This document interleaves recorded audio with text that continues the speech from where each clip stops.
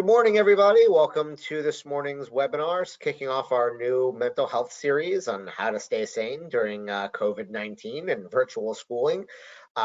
Today's episode will be about mindfulness 1.0, learning to stress less and love more. We are joined by Dr. Patty Schutz from Therapeutic Oasis. But before I talk about her, I'm just going to go over a couple of little things that you should know. Number one, we have a couple of handouts in here. There's a couple shameless marketing from me, and then a couple of handouts from Therapeutic Oasis. If you click on the handouts part of the GoToWebinar control panel, you should be able to download them. If you have any issues at all, just send me an email, jason@scoreatt.com. If you've subscribed to this, you could just reply to one of the emails that I've sent you. If you have any audio difficulties during the webinar, click on the audio, and I suggest joining by phone. It takes a couple seconds to get it set up, but it works. I've had to do it myself at least once. We will be taking questions at the end of the webinar, so if you have any questions, please send them in, again, through the GoToWebinar control panel. If you click on questions, you can submit your questions, and after Patty does her presentation, I'll come back online and I'll go through the questions with her, and we'll go from there. So before I tell you a little bit about Patty, I'd like to learn a little bit more about our audience. So I'm just going to run a couple of quick polls. So number one is, who are you? So if you guys can we don't have a huge showing today. I think the hour is a little bit, but let's see. We'll get a couple more votes in. All right, so there we go. We got everyone voting. So I'm going to close it, and it looks like we're 50% parents and 50% other. And does anyone have mindfulness training? Just wanted to know, if you've done anything with mindfulness in the past. Got everybody? Again, we are 50-50. Just two more questions. Have you felt activated during COVID? And Patty, can you just give us a little overview on the answers on how people might think about these things? Yes, absolutely. So really noticing your reactions. Perhaps it's even your nervous system. Do you feel more activated in terms of like anxiety, maybe in that flight kind of mode, or the fight, more irritable, more short-tempered, or the freeze where you really feel immobilized, maybe unable to make decisions, and you might even feel it in your body, the desire the inability to kind of mobilize and move. Okay. Well, looks like, all right, we got everyone voted, so looks like it's 50-50 again between freezing and no. And last question, why are you here? Let's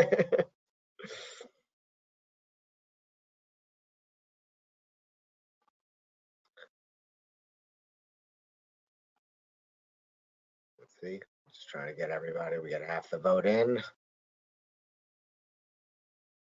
All right, so everyone's here just to learn more about mindfulness. Great. So let me tell you a little bit about Patty. Dr. Patty Schutz is a licensed clinical psychologist at the Therapeutic Oasis and provides individual and group therapy for adults with a range of presenting issues. She is intensively trained in DBT by Behavioral Tech LLC, which provides adherent DBT therapy and has co-facilitated skills groups for over 20 years. Dr. Schutz has extensive training and expertise in mindfulness and self-compassion training and facilitates MBSR and MSc at Sacred Treehouse. She is committed to providing compassionate care to individuals and seeing them all the way through meeting their therapeutic goals and building their life worth living. Her specialty areas of practice include complex trauma, healing using EMDR, EFT, and matrix reprinting, and utilizing a team approach for comprehensive eating disorder treatment. Dr. Schutz is a certified eating disorder specialist and actively serves as past president on the iaedp South Florida board. Thank you very much, Patty, for coming today. I am going to turn this over to you for your presentation, and we'll go from there. Again, if anyone has any questions, feel free to submit them online. And as soon as Patty shares her screen with us. Oh, how do I do again? I'm gonna figure out how to do that. Okay. Hold on, I'm gonna do it. I'm gonna give it to you. She's gonna pop up on your screen saying to share, asking you to share your screen. Okay. We got it. Okay. So what can you see? Ah, you see mindful or mindful. So first I always like to begin by starting with a practice and just being able to actually sense and feel mindfulness, as opposed to just talking about it, that we actually do it. So I'd like to invite you to just find a comfortable position. You can be sitting, standing, lying down, but just settling, maybe putting any other tasks aside, your cell phone or any other distractions, putting those aside for a moment.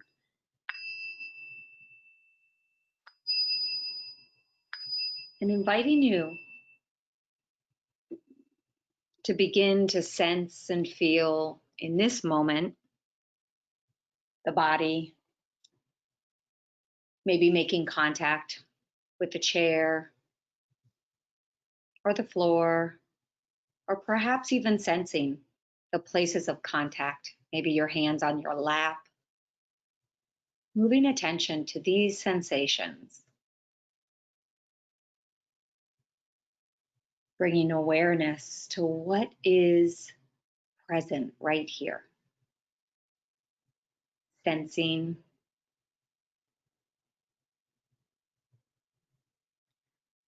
and even an invitation to maybe take a couple of slow, deep inhalation and exhalation.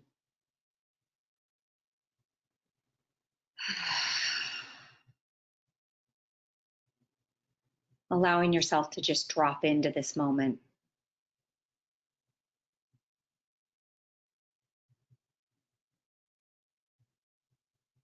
Even inviting any bit of tension or tightness that you might feel in the body, becoming more aware of the body in this moment, and inviting it to settle,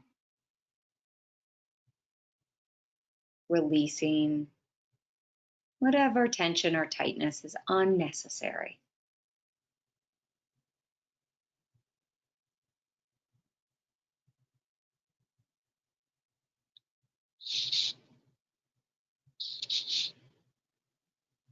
And returning, if you'd like, to noticing the breath, letting go of any striving or trying to make the breath a certain way. Simply noticing the breath.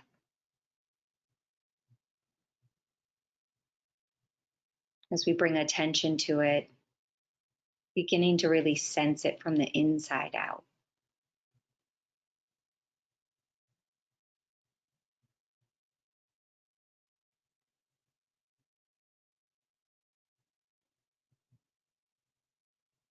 And letting the breath be natural.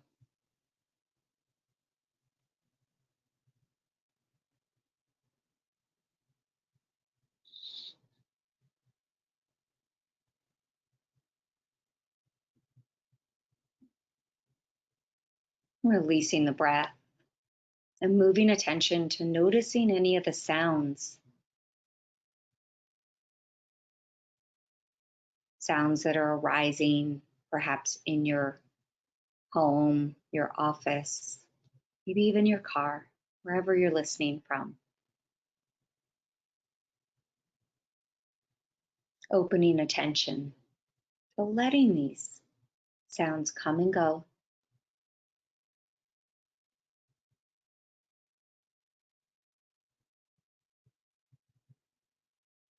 Just a way of sensing this moment to moment awareness, this right now.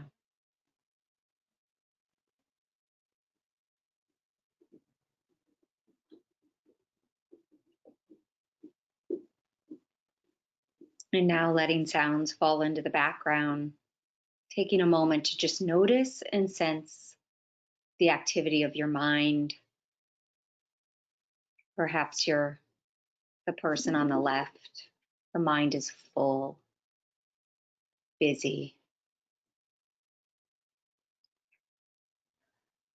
Maybe jumping from place to place. No judging. Or perhaps it's quiet, steady, focused,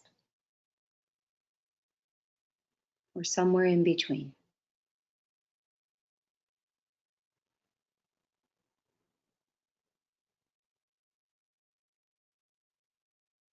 And now shifting attention to really tune in and sense any emotions that might be flowing through you now.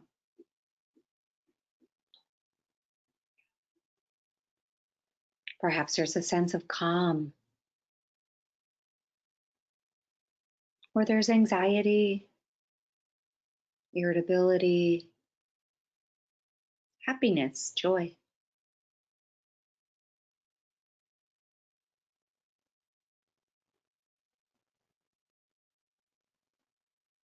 And simply naming and noticing what's here.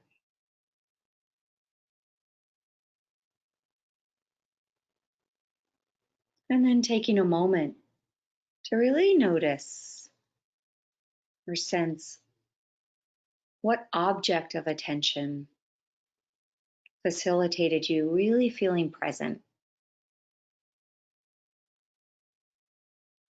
that allowed attention to be still or more still. Was it the breath or sensing the body? Was it sounds? Or perhaps as you explored your thoughts, the activity of the mind or emotions. There's no right or wrong.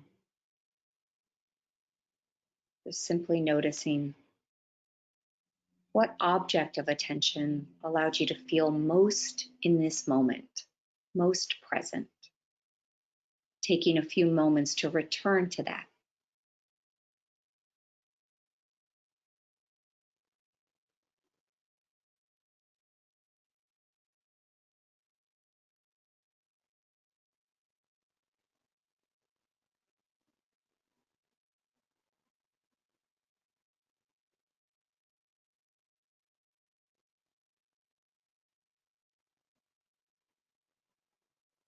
And knowing that anytime during this presentation, you can return back there, connecting to this moment.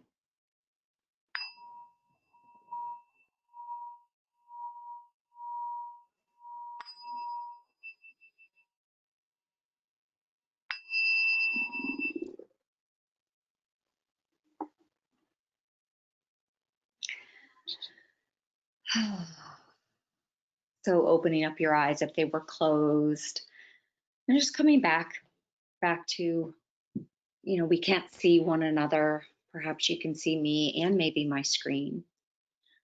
I'd like to just share a little bit about why I said yes to this, to arriving today, to joining all of you. As a parent of 2 children, I sought mindfulness out after I was trained in it with DBT many years ago, like 22 to be exact. And when I was trained in it, I said, wow, this is what I need. I really need this. I could see the impact that it had on me. And I continued to train and practice in mindfulness with really a deep intention to really be present in my life for my children. And I owe a lot of that to one of my teachers She wasn't my teacher at the time, but I was fortunate enough to go to a workshop in New York after 9/11.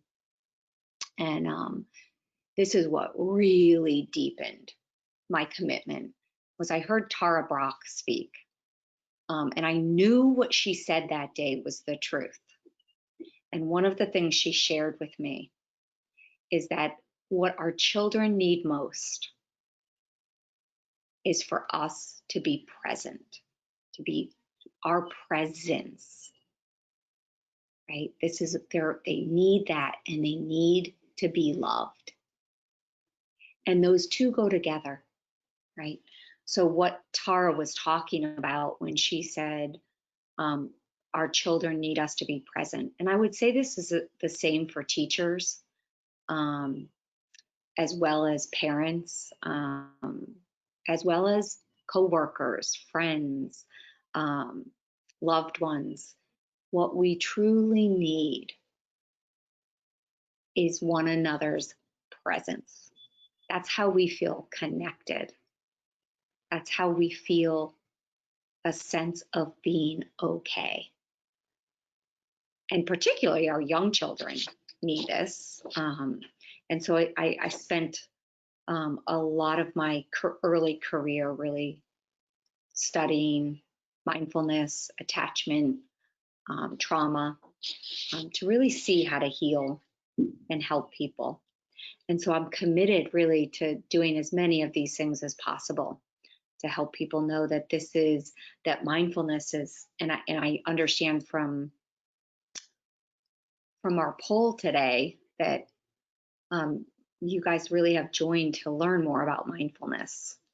But that's really my intention, is to help people know that, this is what people need most from us, no matter what role we're in, whether we're parent, teacher, friend, therapist,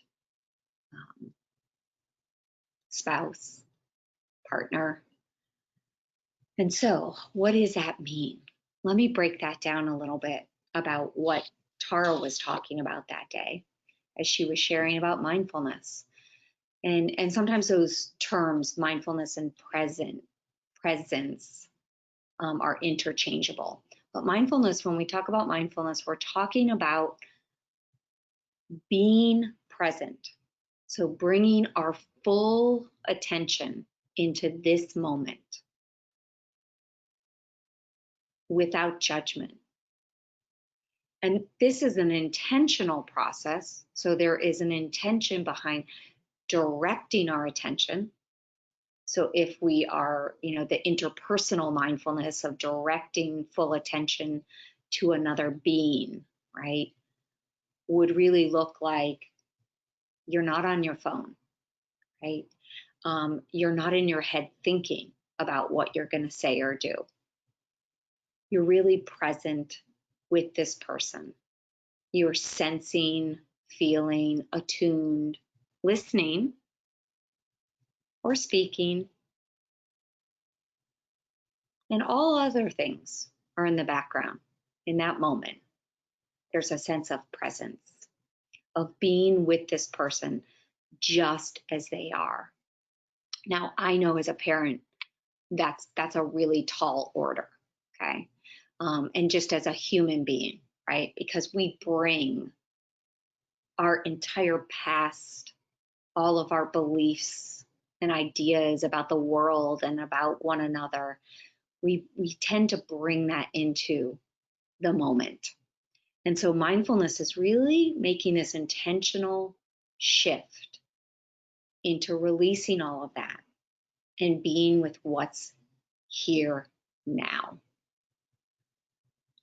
So I like to also think, so in addition to this mindfulness of bringing presence to our children or one another, right, that we're bringing kindness, so the love, this sort of heart to the moment. People need to feel that sense of loving, connected presence, right? So in today's world right now, what we're living through, which is another reason why I really wanted to speak, is because this pandemic has been one in my lifetime, definitely the single biggest events and realizations of feeling a sense of connection.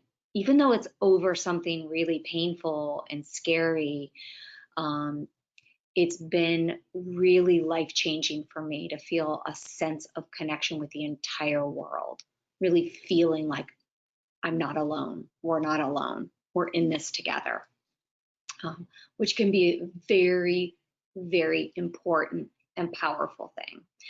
I don't know that everyone has that same experience. It seems like they're not having that experience. And so I do really believe that my mindfulness practice and compassion practices have allowed me, they've sort of primed me to be able to experience this pandemic in that way. So I will say it's very challenging.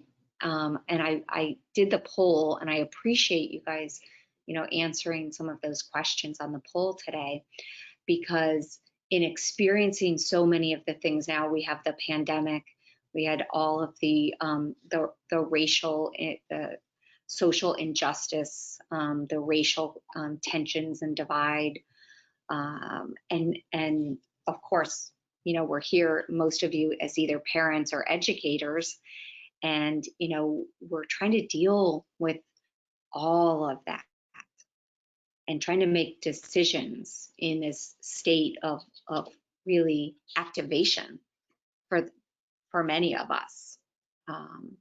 And Jason and I were speaking briefly before this presentation about people's reactions to all of this that's happening, and us, as humans, can get caught up in our emotional reactions and find ourselves in some of these states of anxiety, fear, particularly as you're listening to the media, social media. We can really, really become caught up and alarmed. It's not hard to do at all. And so that activation added on to already a stressful, perhaps, life, right? And I feel so much compassion for parents with younger children who are having to be teacher, parent, and work at the same time, right? So I kind of feel it's strange to also feel like silly in some way to try to encourage people to be more mindful when our world is demanding us to like juggle multiple things at once. So I feel like this is where the non-judgment comes in, this really sense of, not judging, doing the best that you can and still coming back. So today my hope is to do a little bit of teaching, but some more practice, so that you can leave today with some really simple ways of coming back to the moment. So when we are able to go back to being mindful, so we might shift, move in and out of mindfulness, where we get caught up and we're doing multiple things at a time, our attention is pulled away, and then we come back. So today I guided you through a couple of just very simple practices of moving attention, bringing attention to focus on the breath or to focus on the body. So many times we get lost in our thoughts. We get carried so far away that we're disconnected from our body. And then we don't get reconnected with the body until the body is screaming in pain, physically or emotionally. And so this ability to continually come back to the body is a way of really staying attuned to yourself. So this is self-awareness. one of the things that Tara taught me in that workshop was that the best way in order to be present for your children, right, would be to have self-awareness, right? And this self-awareness can be that awareness of what it actually feels like to be present, to have focused attention, to be one-pointed, to be in the now, versus the feeling in the body of feeling pulled away, maybe into the past, perhaps even into the future. So many worry thoughts. Again, lots of compassion for parents who are anxiously awaiting on the edge of their seat all summer about what's happening with schools. So there's a lot of thought, a lot of leaning into the future and the unknown. And so mindfulness can help us with this. That is perfectly natural, right? We have this ability to lean into the future, to make plans, to consider options. And sometimes it's not effective to be living in the future or the past. What actually helps us to restore our nervous system, to become calmer, more centered, is to be present. So using mindfulness as a tool to return, or to even know, to identify some of those things that weigh that feeling in the body, which for many, it can be anxiety, shortness of breath. For others, it can be stomach aches, their stomach talks to them. Others, it can be fatigue. Some can be confusion, lack of concentration and ability to focus. There's many different ways that we can tune into being overloaded or having mind full, being overly full. And then we have an opportunity to notice that and to come back and ground ourselves in the present moment. Before I knew mindfulness, I was trained in using the breath, right, as a way to sort of modulate emotions.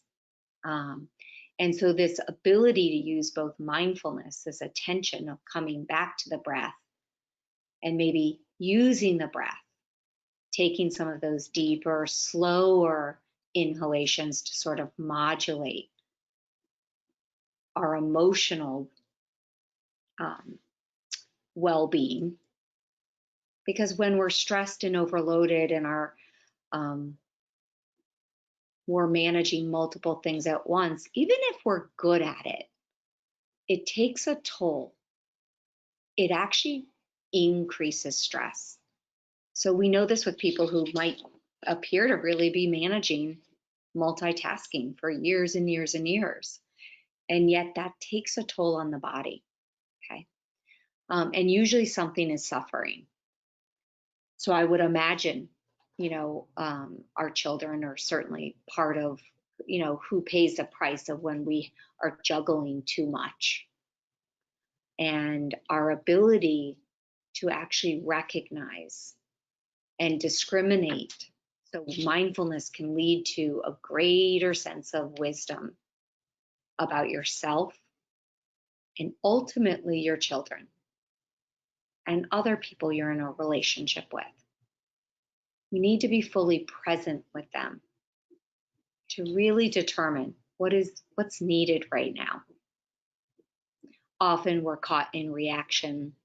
So as a teacher of mindfulness, right, we all have we're human. So I love to start with really recognizing our humanness and owning that, under stress, we're going to have our habitual kind of reactions. And some people can tend to react outwardly. Others' reactions are to pull inward and withdraw. So really recognizing what yours are. Having this self-awareness can really help you. And modulating those emotions right now. Really want to teach to that.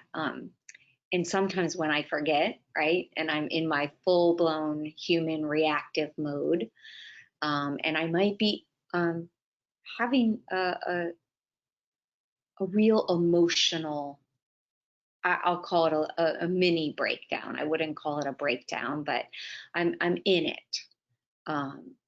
And I often, have experienced over my lifetime, because I taught my kids this and they learned it in school. They're lucky enough to have learned some of these practices. And sometimes my children become my teacher. And one of my favorite ones that my daughter would remind me of once in a while when I really forgot and I overreacted would be the acronym, using the acronym. There's two. There's one is the STAR and the other is the STOP. So I like both of them, but she was taught the STAR. So this stop, this recognition, this awareness of, oh my gosh, I'm about to really lose emotional control, okay, or I'm overwhelmed. And so this ability to stop, take a deep breath, maybe 4 or 5, to really be able to modulate that activity downward. And then this stop, take a deep breath, and relax. So I like the relax, this sense of, like, for me, it might be softening my shoulders, releasing tension. If I'm sort of sitting back in the chair a little bit, maybe taking a few other breaths. And you can do this with me if you're inclined. So just stop, take another deep breath.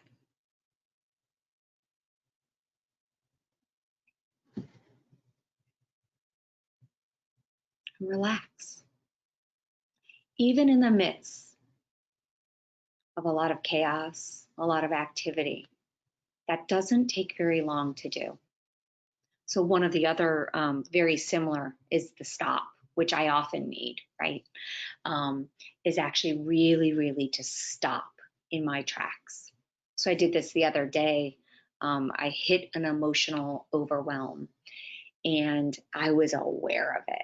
Like, I was aware of my thinking, was really in this sort of blaming, judgmental, and I had really some action urges to say and do some things out of anger. And I was like, whoa. So I not only stopped, I actually removed myself. I tell everyone this week that I've shared this event with that I put myself in timeout. So I stopped, removed myself, okay? And I took a few deep breaths and continued to observe. This is the O of the stop. I continued to observe the emotion and the intensity. And I became, wow, acutely aware of the anger that was flowing through me. It was so activated, and the stories, the beliefs I was telling myself, but most of all, I stayed really, really close to sensing it in my body with curiosity. So with mindfulness, we get curious, we move towards it, we notice it. And I was really struck by how intense it was. I was really grateful for my self-awareness that I removed myself. And it took a while to stay with observing it until I felt like I could actually proceed mindfully. I could move back into the interaction, the moment, without all of that judgment and the stories that were in my mind, right? And it really, really saved me from probably an interaction that would then later carry a lot of guilt or shame, because I would have lost my cool. and really modeled something really unhealthy for my kids. And not to say I've never done that, by the way. I am human, and I have actually said and done things that I regret, right? But I am so grateful to having these simple tools and cultivating them, right? And sometimes when I do lose it, I lose my cool. I'm able to bring this second practice.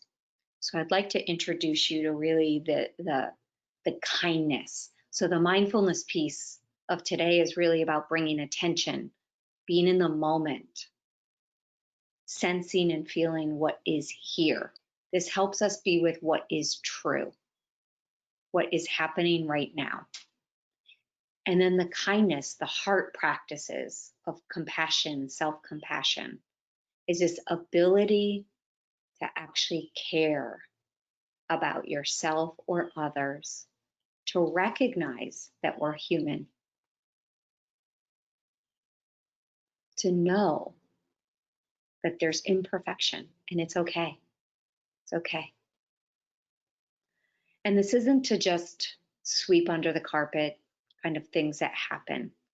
It's really a practice in first meeting your experience, including yourself, your human self, with love and compassion and caring. And when we can do that, for self, we have such a greater capacity to actually extend that to others, particularly our children. So I know I've been, in my life caught up in wanting things a certain way. And I feel like one of the silver linings for COVID, because I have a mindfulness practice, and it is my practice in learning to accept what is, that it is a practice of accepting what is, allowing and accepting, moving into that space of being present, brings us peace and freedom. I know that. And so COVID has been almost this constant sort of reminder of letting go and letting myself be with what is, this sort of accepting where we are and how things are, which doesn't mean we do nothing and we just lay down like a doormat, right? So actually being present with what is, accepting and allowing life to be as it is. I mentioned the word freedom, and this is the most amazing thing. And Tara also taught me this. So she wrote a book called Radical Acceptance. Radical acceptance is a way of being with what is. And it is bringing mindfulness and kindness, love, to this present moment. And this sense of accepting. We don't have to like it, right? But we're accepting it. And when we can radically accept, and I'll use our current pandemic, right? When we can radically accept that things are not necessarily the way we want them to be, okay? And that doesn't mean that we're accepting it forever, okay? We're actually just accepting it for right now. This ability to actually be able to do that, some might call it flexibility, right? It increases a person's ability to be flexible and resilient in difficult times, right? And I believe it comes from that ability to accept and be with what is. And when we can do that, what opens up is all the other possibilities. Because they're not just one possibility, right? We live in a world of infinite possibilities. And in many ways, I have seen one of the other silver linings of this has been so much innovation and creativity. in businesses, schools, homes, families. It's just really remarkable. And I think it's important for us during these times to actually connect with what is beautiful, joyful. What aspects of right now are going well? Can we enjoy? So as I'm talking with all of you, I'm noticing behind me as I spoke what is beautiful as I'm looking out these windows at this absolutely beautiful day. The birds are singing, the butterflies are flying around in the trees outside, and that ability to just step into that moment. And maybe if you're somewhere where you can look outside, where you can look towards nature, because whether it's raining or sunshine, you can probably find a sense of beauty, perhaps even a sense of connection.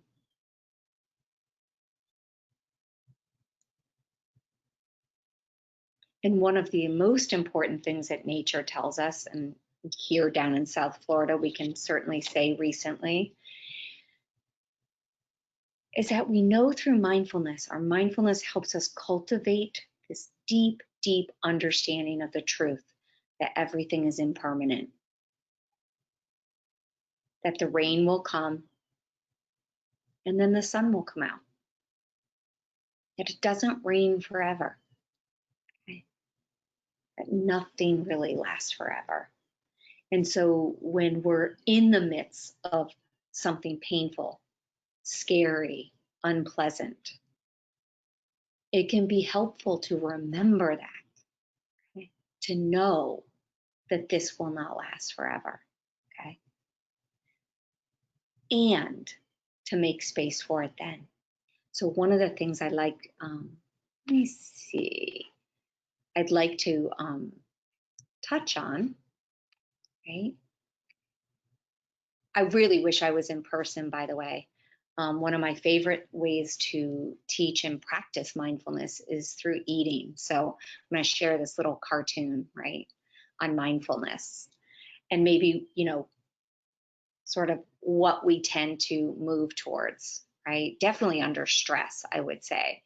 I have lots of people moving towards eating as a way of feeling better, right? But it is also a way that we can be in the moment, really engaging and enjoying and dropping into the pleasant, enjoyable part of life right now. Okay, so you might be at this this webinar, maybe you're even eating, because people tend, even though I ask you to try to set everything aside, right? We tend to do two things at once. So perhaps you've been enjoying something. But I wonder which way you would go. Are you headed for mindfulness to really understand the deep meaning of life? Or would you like to really sense and be with the cheese and crackers, right? The pleasures of life. I'm here to really say that we can do both.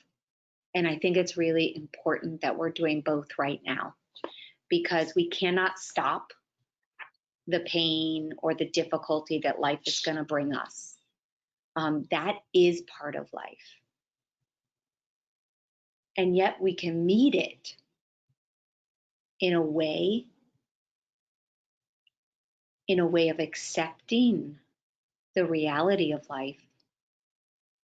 We can open to it, learn to sort of surf those waves, so to speak. We can't stop the waves, but we can learn to surf, is a great saying. So learning how to surf, mindfulness can be a way for you. So let's do another practice. And this is I shared with you earlier this focused attention, this moving attention from one object to another. And I'd like to invite you into another practice. So I'll ring the bells to begin. So if you're doing something else, let's all kind of come back and settle, sitting, standing, or even lying down. Being in a position where you can be comfortable and at ease.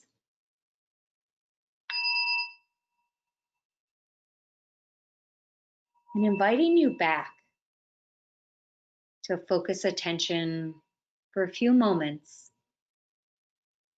on whatever object helps you feel more present. Directing attention to the body, the breath, sounds. See if you can move in, settling right there.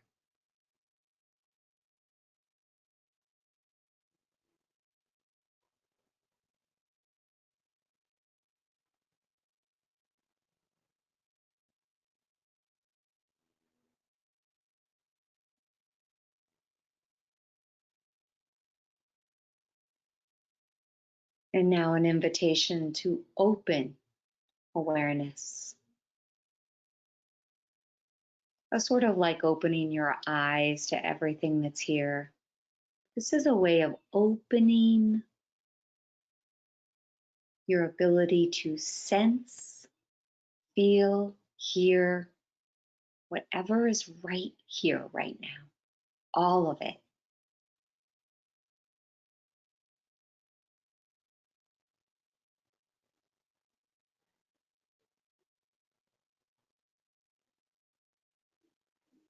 Not striving or trying too hard, but simply opening and relaxing into this moment.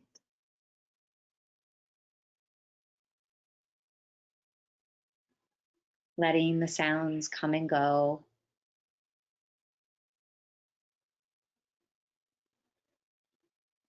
Noticing sensations in the body. Maybe they're rising and falling, or maybe there's something really steady, strong sensation. Letting it be there as you sit open, allowing things to be just as they are.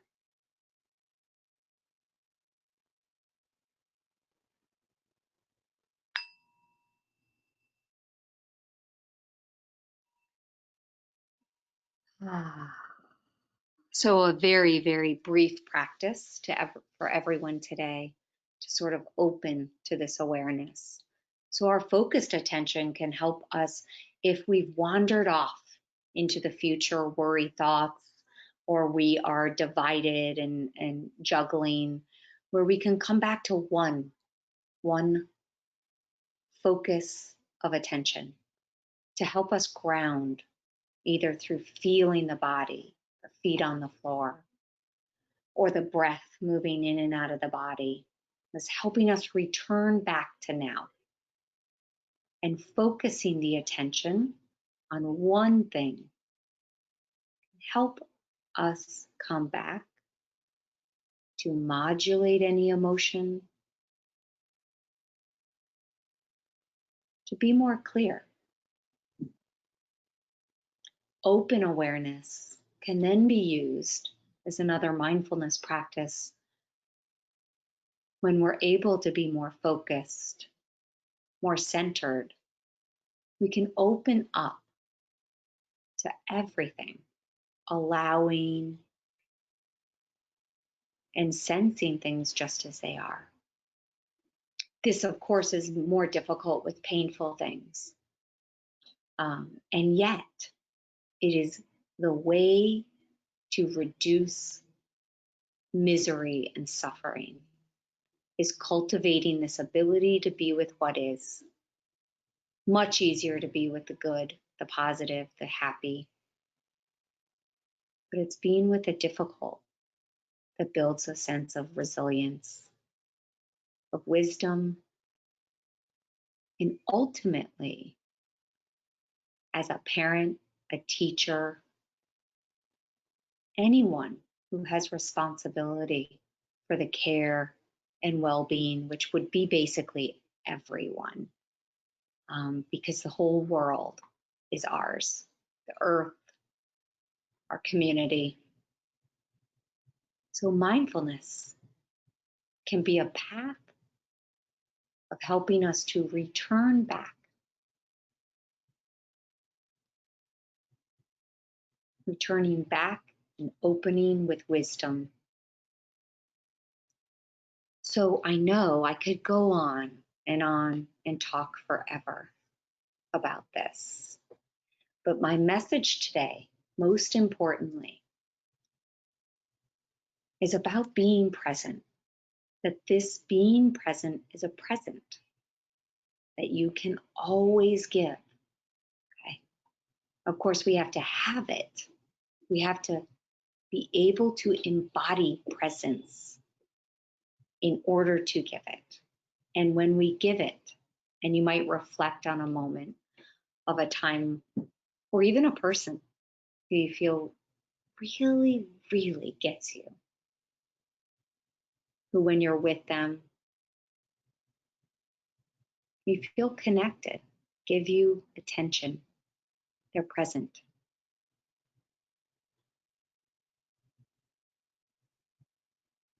And I will say to you that that is one way that we transmit this feeling of love and worth to our children and to our loved ones.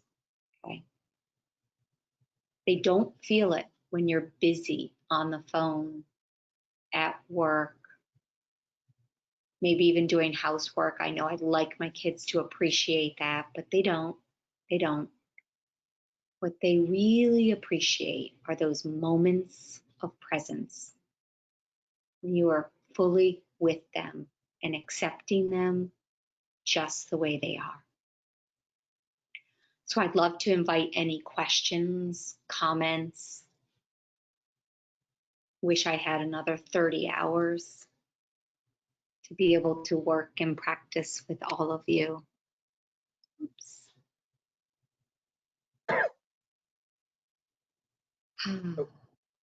Patty, thank you so much. It was such an interesting presentation for me personally. I'm sure the audience feels the same way. I've got a couple questions I'd like to, maybe get a little clarification on, or if you can give us a bit more detail. But when we started when you started, it felt like you started with a meditation. Was that a meditation? Yeah, well, it was a guided mindfulness practice, right? So you could call it meditation, right? I mean, mindfulness and meditation, sometimes people consider them the same. But what I was doing is guiding you to be present with different things that were happening right now.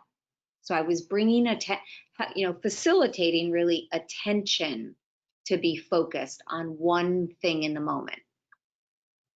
And do you recommend or have any recommendations for like an app someone could use, or a source they can go to get stuff like that they may be able to employ whenever they feel like they need it more? Yeah. So most people are really familiar with Calm, the Calm app. I would say, it's definitely worth it. I don't know that I would necessarily pay for it. I think that the free version is just good enough for as much as you're going to use it. I also really, really love Insight Timer. And this one is, it allows you to really search for what it is that you want.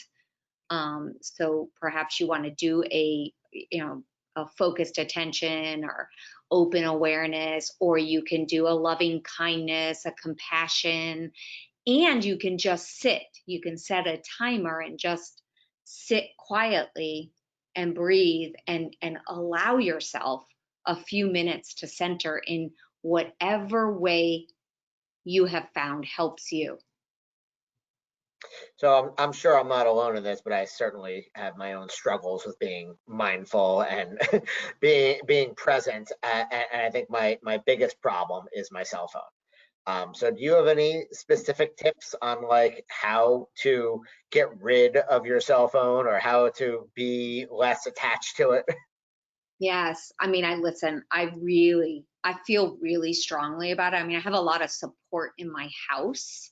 My husband's really not a cell phone person, so he's very supportive, if you know what I mean. Support in reminding me, right? To put it aside. So it is helpful. But I do really feel like really making these almost like these no, I have a sign that says no cell phone zone, right? And it's at our kitchen table.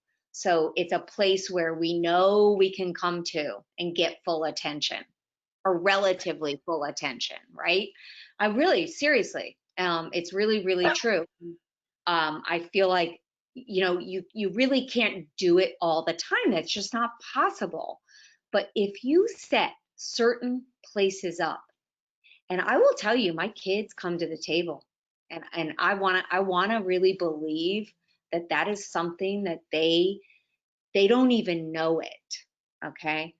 But we are fully present at the table. So I do think that those times matter, that you can establish that for yourself, okay? It could be the first 10, 15 minutes at your home, from a long day at work, right? Um, I will often be in my car finishing up the end of the day phone calls that I have to make. I don't want to walk in my house and be on my phone. It's very very disturbing, definitely to my husband.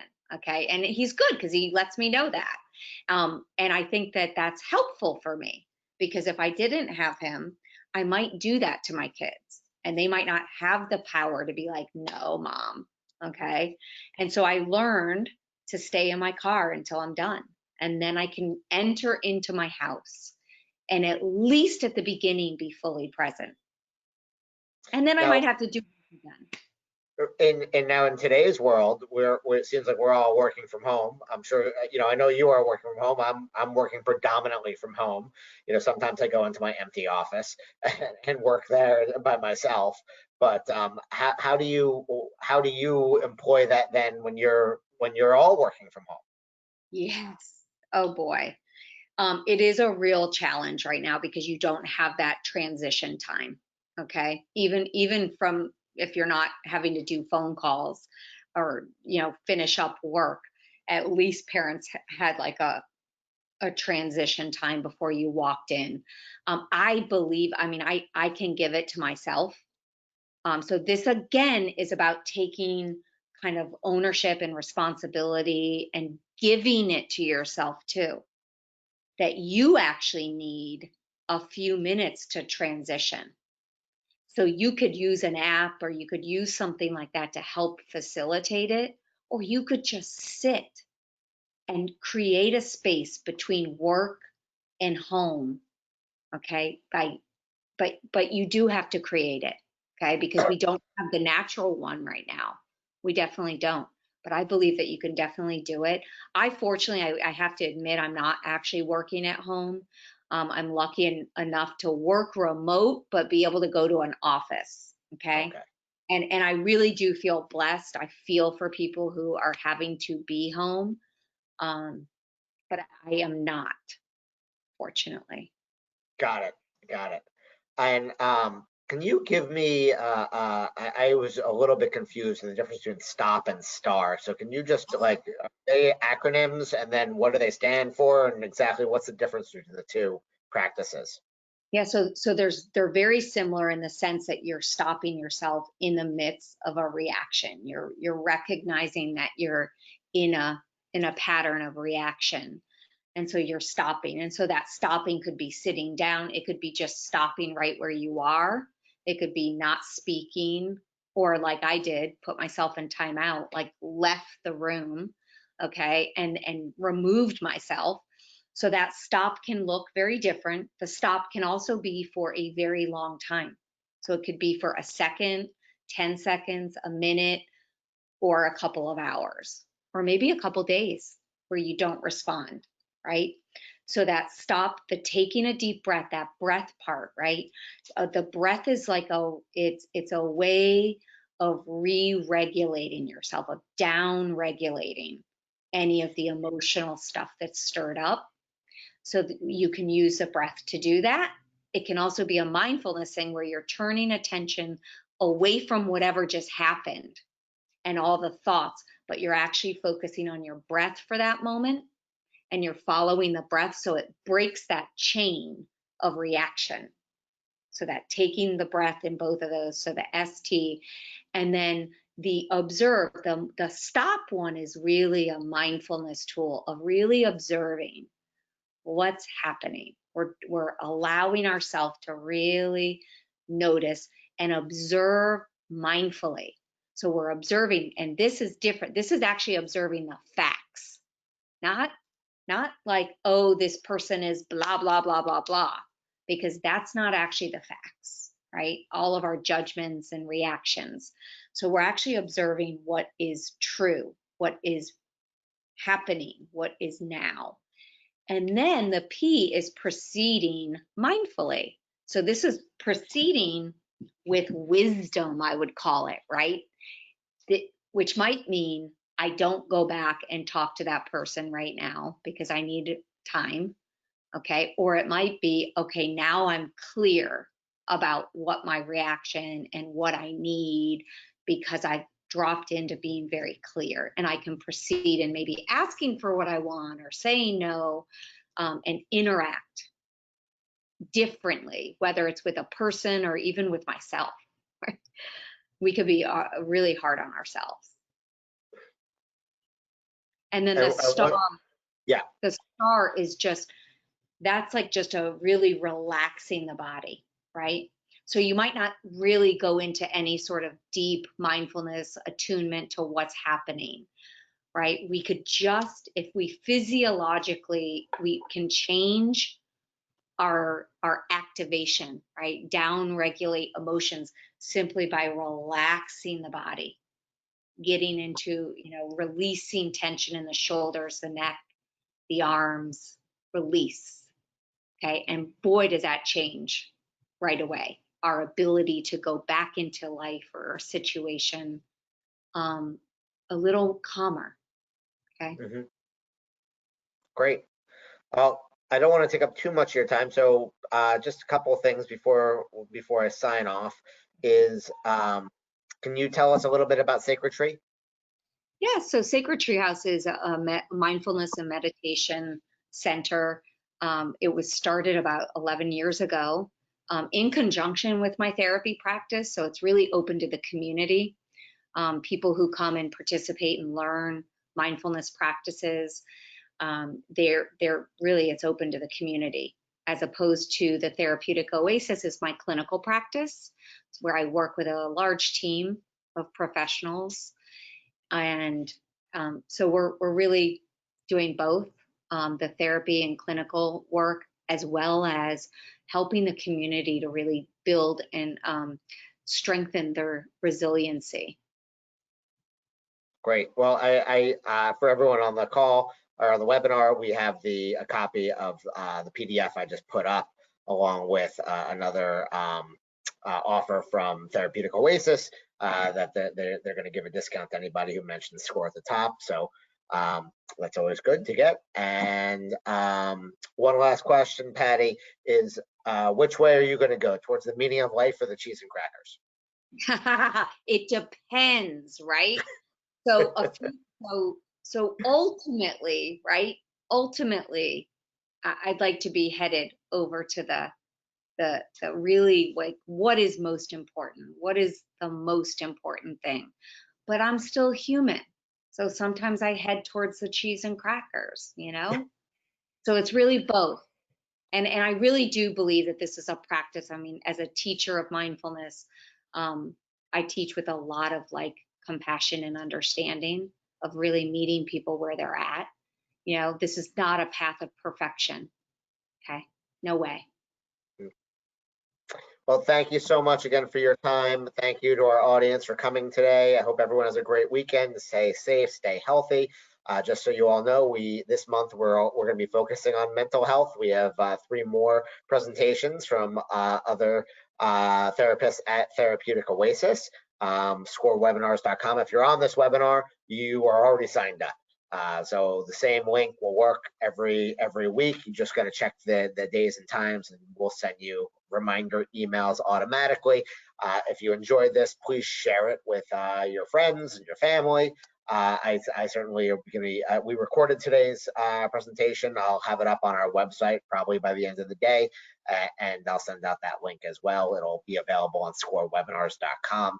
And I'd encourage you to share it. I know I will be sharing it with people. So thank you all very much. Thank you again, Patty, and I hope everyone has a great weekend. Thank you. You too. Bye-bye.